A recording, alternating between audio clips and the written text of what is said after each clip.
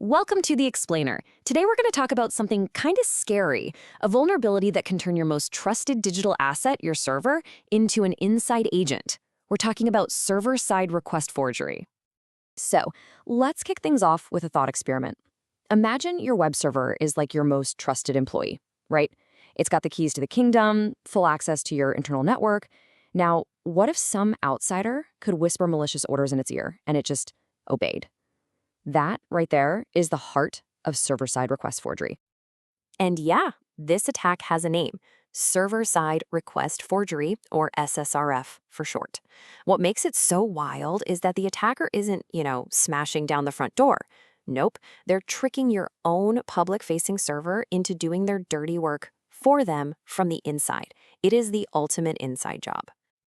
All right, so how on earth does this actually work? Let's dive into it. We're going to explore how an attacker pulls this off, and it all comes down to exploiting the one thing that makes our networks work so well in the first place: trust.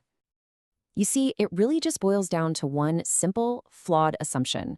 We build our applications to trust each other, especially when they're on the same internal network. The thinking is, hey, if the request is coming from inside the house, it must be friendly. Well, SSRF is the vulnerability that finds that one unlocked internal door and kicks it wide open. Okay, so now for the really interesting part, the anatomy of an attack. You might be thinking this sounds super complex, but you'd be surprised at how straightforward it can be. Let's break down a classic example. Okay, so picture this. You're on a shopping website and you see a feature to check if an item is in stock. Totally normal, right? Behind the scenes, when you click that button, the web server has to ask an internal stock API for the info. And if you look closely, that internal API's address is just sitting there in the URL. Seems innocent enough. But here's where it gets bad. An attacker sees that URL parameter and thinks, what if I change that? So they take that same request, but instead of pointing to the stock API, they just swap it out with something like localhost/admin. And just like that, they're telling your server to knock on the door of an internal admin panel that should be absolutely 100% invisible to the outside world. And this is the whole flow right here. The attacker, sitting way out on the internet, sends that bogus, manipulated request to your public web server. The server, not knowing any better, just does what it's told and makes the request to the internal admin service. And, this is the kicker, because the request is coming from inside the network, it sails right past the firewall. The firewall sees it as a friend. And we're not just talking about looking around either.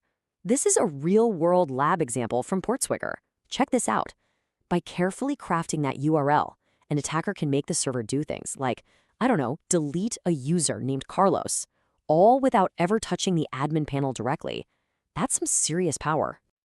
Look, deleting one user is bad, for sure, but that's just scratching the surface. When this vulnerability is found in a major system, the fallout can be, well, let's just say it's massive. And I'm not being dramatic here. Remember the giant Capital One breach back in 2019? Over 100 million customers' data exposed. Guess how it started? You got it, an SSRF vulnerability on a misconfigured web application firewall. It's pretty much the poster child for just how bad this can get.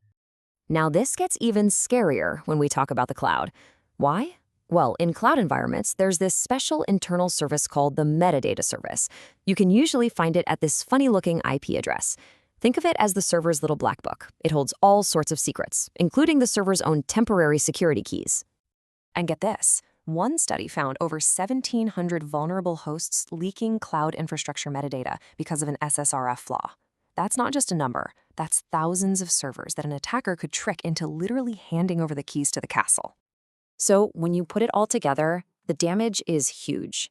An attacker with an SSRF vulnerability can start by exposing sensitive data. Then they can use it to map out your entire internal network, looking for more targets. They could even launch denial-of-service attacks to bring things down. And the Holy Grail? In some cases, they can achieve remote code execution, which means they basically own the server. Okay, that's a lot of doom and gloom. It's obviously a really nasty vulnerability. So the big question is, how do you stop an attack that turns your own stuff against you?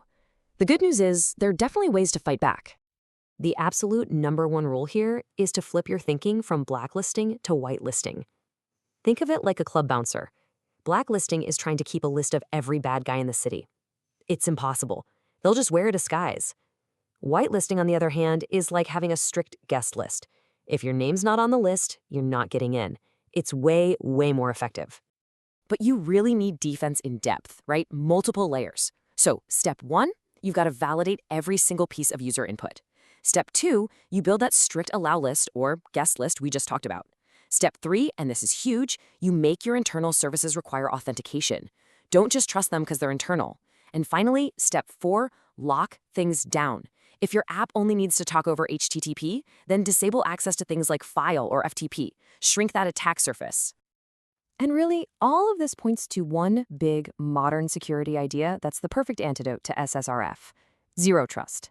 The name says it all. You trust nothing. Every single request has to prove it's legit, even if it's coming from the server sitting right next to you. So at the end of the day, what does this all mean?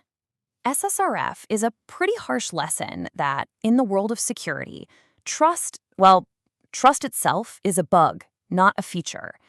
It should make us all step back and ask a really fundamental question about how we build things. Our apps are designed to trust our network, but maybe they just shouldn't.